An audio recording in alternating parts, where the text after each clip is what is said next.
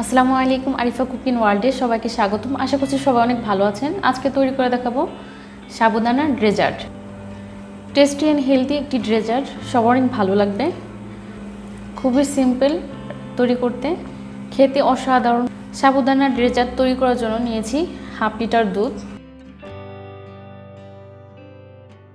দুধটা কুসুম গরম হয়ে আসলেই দিয়ে দিব 1.5 কাপ চিনি। এই চিনি টেস্ট অনুযায়ী কম বেশি করে দেওয়া যাবে।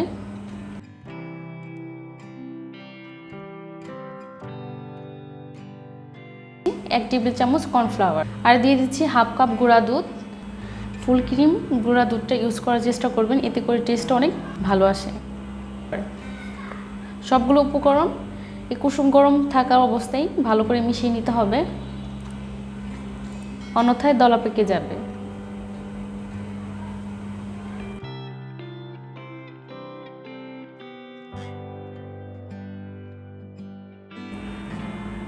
সবগুলো উপকরণ মেশানো হয়ে গেলে চুলার আঁচটা ধরিয়ে ভালো করে জাল করে নিতে হবে। 4-5টা বলক আসলেই হয়ে যাবে। এটা জাল করে ঘন করতে হবে এমনটা নয়, কারণ ঘন হওয়ার জন্য আমরা গুঁড়া দুধটা ইউজ করেছি আর কর্নফ্লাওয়ার। এতে করে যখন ঝরে যাবে তখন এমনিতেই ঘন হয়ে আসবে। একটু জাল করার পর দেখবেন দুধটা এমনিতেই কিছুটা ঘন হয়ে আসছে, ঝরানোর পর আরও ঘন হয়ে আসবে। আর জাল করার সময় একটু পরপর নেড়ে দিতে হবে, অন্যথায় আমরা যে পাউডার উপকরণগুলো দিয়েছি সেগুলো নিচে লেগে যাবে। এভাবে নেড়ে চেড়ে দুধটা জাল করে নিলেই দুধের মিশ্রণটা রেডি হয়ে যাবে। এই তো দুধ জাল করে নেওয়া হয়ে গেছে, দুধ নামিয়ে নিচ্ছি।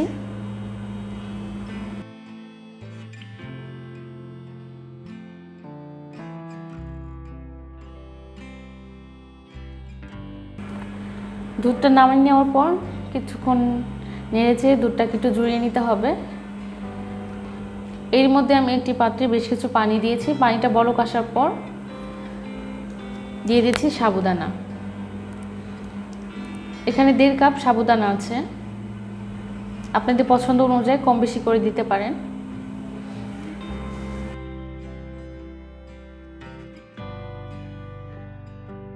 সাবুদানা দেওয়ার পর সাথে সাথে এভাবে কিছুক্ষণ নেড়ে দিতে হবে, এতে করে সাবুদানা দলা পেকে আসবে না। লো ফ্লেমের মাঝামাঝি রেখে 7 থেকে 8 মিনিট এভাবে জাল করে নেওয়ার পর সাবুদানা ফুলে এরকম কালারটা চেঞ্জ হয়ে আসবে। এই পর্যায়ে এসে সাবুদানাগুলো নামিয়ে নিতে হবে।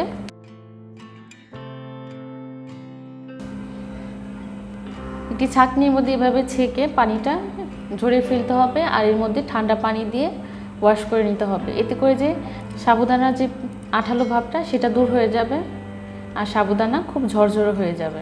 এভাবে কয়েকবার ধুয়ে নেওয়ার পর সাবুদানাগুলো ঝরঝরে হয়ে যাবে। 3 থেকে 4 বার এভাবে করে ধুয়ে নিতে হবে। আপনারা এই কাজটা ফ্রিজের ঠান্ডা পানি দিয়েও করতে পারেন, এতে করে আরও ভালো হয়।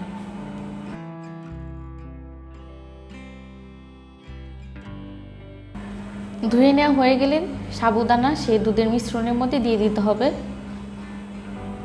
দিয়ে ভালো করে নেড়ে চেড়ে মিশিয়ে নেওয়ার পর এগুলো ফ্রিজে রেখে দিব ঠান্ডা হওয়ার জন্য। ঠান্ডা হয়ে গেলে এখন যে পাতলা দেখা যাচ্ছে সাবুদানাগুলো ভালো করে মিশিয়ে নেওয়ার পর ফ্রিজে রেখে ভালো করে ঠান্ডা করে নিব, এতে করে সাবুদানা আরও ঘন হয়ে আসবে। আর ফ্রিজে রাখার সময় অবশ্যই পাত্রটা ভালো করে ঢেকে দিতে হবে, অন্যথায় সাবুদানার উপর সর পড়ে যাবে। ফিরে আসলাম 10 মিনিট পর, দেখুন কতটা ঘন হয়ে আসছে। এর মধ্যে আমি বেশ কিছু ফল কেটে নিয়েছি আপেল, আঙুর, কলা, আনার। আপনার পছন্দ অনুযায়ী ফল দিতে পারেন। আপেল, আনার, আঙুর এরকম শক্ত জাতীয় ফল এখন দিয়ে দিচ্ছি, কলা এখন দিচ্ছি না। আর এখানে দিয়ে দিচ্ছি স্বাদ অনুযায়ী লবণ। এই লবণটা দেওয়ার কারণে টেস্টটা আরও দ্বিগুণ বেড়ে যাবে। ভালো করে মিশিয়ে নিচ্ছি।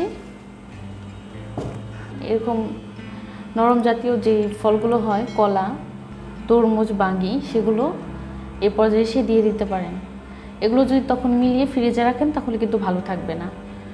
এগুলো পরিবেশনের সময় দিয়ে পরিবেশন করলে কোনো সমস্যা হবে না। এই সাবুদানার ডেজার্টটি এয়ারটাইট কন্টেনারে ভরে 1 থেকে 2 দিন ফ্রিজে রেখে খেতে পারবেন। আর সার্ভ করার সময় এরকম নরম জাতীয় যে ফলগুলো হয়, কলা, তরমুজ, বাঙ্গি, সেগুলো এই পর্যায়ে এসে দিয়ে দিতে পারেন। এগুলো যদি তখন মিলিয়ে ফ্রিজে রাখেন তাহলে কিন্তু ভালো থাকবে না।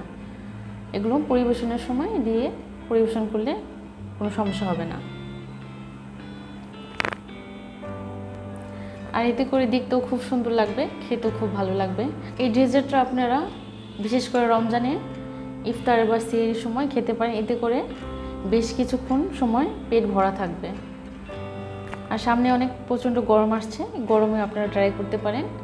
এই গরমে এরকম ডেজার্ট হলে পরে ঠান্ডা ঠান্ডা মন, প্রাণ, শরীর সব ঠান্ডা হয়ে যাবে।